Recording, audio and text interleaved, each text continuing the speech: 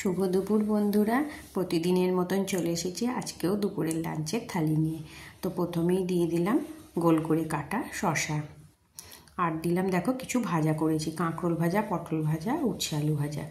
তো একটু উচ্ছে আলু ভাজা দিয়ে দিচ্ছি, দিয়ে দিলাম পটল ভাজা, আর একটু কাঁকরোল ভাজা।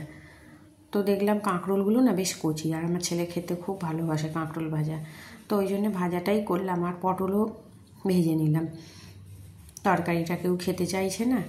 আর করেছি একটু আলু ভাতে, ওর বাবা খায় না এই ভাজাগুলো, তো তার জন্য একটু কাঁচা পেঁয়াজ আর শুকনো লঙ্কা ভেজে নুন তেল দিয়ে মেখে একটু আলু ভাতে করেছি। আর করেছি একটু ডিম সেদ্ধ। আর দেখো গরম গরম ভাত, একদম ধোঁয়া ওঠা ভাত। আজকে ভাতটা একটু দেরিতে বসিয়েছি, তার জন্য একদম গরম ভাত।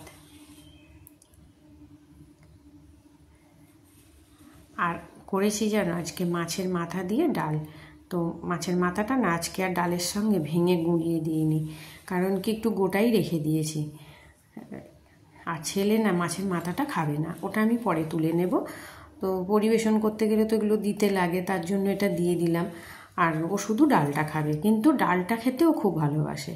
আর করেছি একটু পাবদা মাছের ঝাল, একদম পাতলা করে কালো জিরে আর কাঁচা লঙ্কা ফোড়ন দিয়ে পাতলা করে সর্ষেটা বেটে একটু ঝাল করেছি, মানে একদম গাঢ় না, কারণ যেহেতু ডালটা হয়েছে।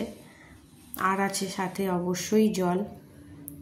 তো আমার এই দুপুরের লাঞ্চের থালি কেমন লাগলো তোমরা অবশ্যই জানিও। ভালো লাগলে একটা ছোট্ট করে লাইক করে দিও, কমেন্ট করো, আমার পাশে থেকো, আমার চ্যানেলটাকে সাবস্ক্রাইব করে দিও। তো আমি আসবো পরে আরও একটা কোনো ভিডিও নিয়ে, ততদিন তোমরা সুস্থ থেকো, ভালো থেকো।